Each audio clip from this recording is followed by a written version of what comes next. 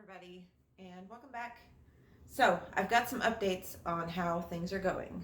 I am basically through all of any type of um, physical symptoms of getting off these pills and stuff like that, and I feel really good.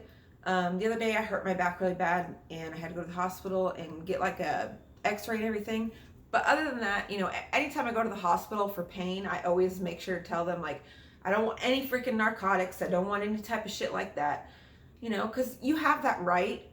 And if you're a drug addict or an ex-drug addict or something, you have to be your own advocate, because I know how my addict mind works. It's like, if I can get access to something, I'm going to try.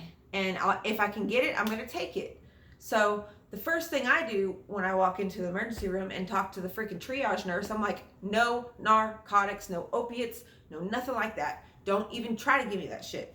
Because, it just starts to cycle back up. And then you're back to square one of a life that you don't want. So, but this past week, or these past 10 days or whatever, however long it's been, I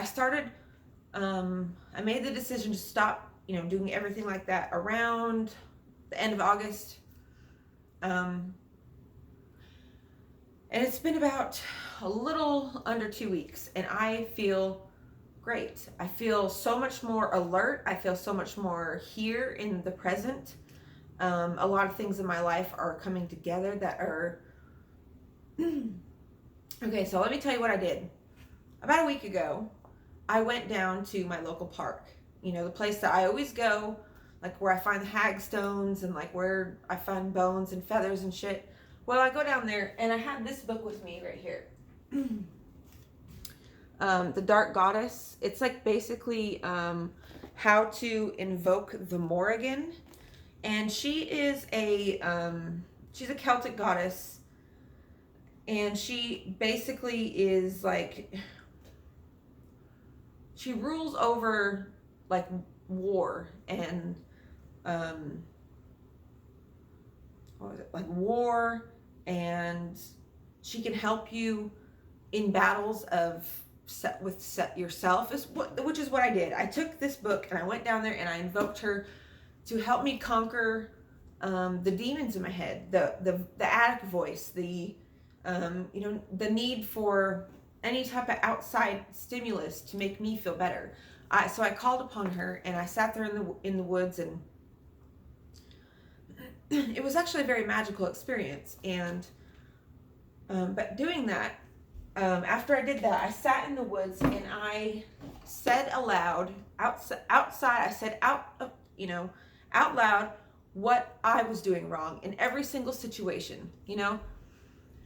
When you are fogged up with drugs or depression or something that is altering your baseline consciousness, you most of the time you're playing a part in that. You are orchestrating that because you think you deserve it. And none of us deserve to be unhappy or addicted to stuff or feel unloved. So what I did was I went down there and I told myself, this is why you are in this situation. Not because anyone is holding you hostage, not because you're trapped, none of that. It's firmly because I am dealing with things that I thought I deserved. When you grow up in a traumatic time, in a traumatic household, and I know this video is very, very all over the place, but just listen to me.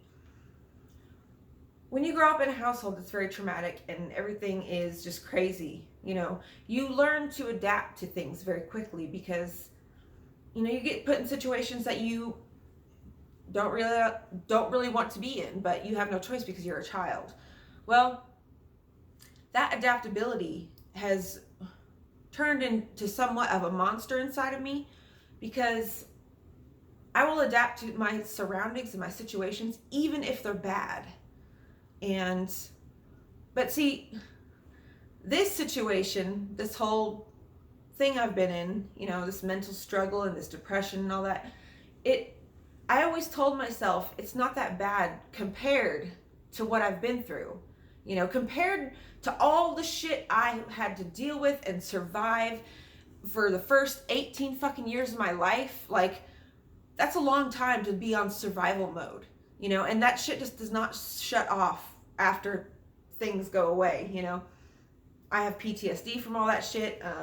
You know, I've got abandonment issues and I got all kinds of problems in my own head. But the thing I want to get at is usually what I would do, or most of the time what I would do, instead of admitting that I am playing a part in what is happening to me, I am allowing what is happening to me to happen.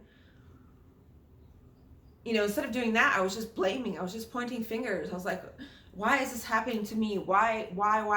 Never, but how is it my fault? You know, do you understand? Like, so when you come to those conclusions, a lot of things start to make sense in your life and they start to come together. You know, this whole time I had been hoping for a way to get away from the situation I'm in on my own terms, like in a healthy, positive way, not like I used to in the past where I would just run and I would just leave everything behind and I wouldn't look back. Like, I can't do that no more. You know, I'm almost 32. I can't just run away as much as I would like to. But it's all about accepting who you are as a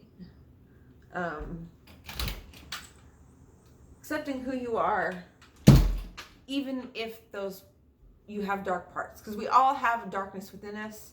We all have you know, negative thoughts that we tell ourselves, and we have like a lot of us have a negative connotations of who we are. We have negative ideas about, you know, who we are, and then we also have ideas about who we're supposed to be, you know, what other people think we should be.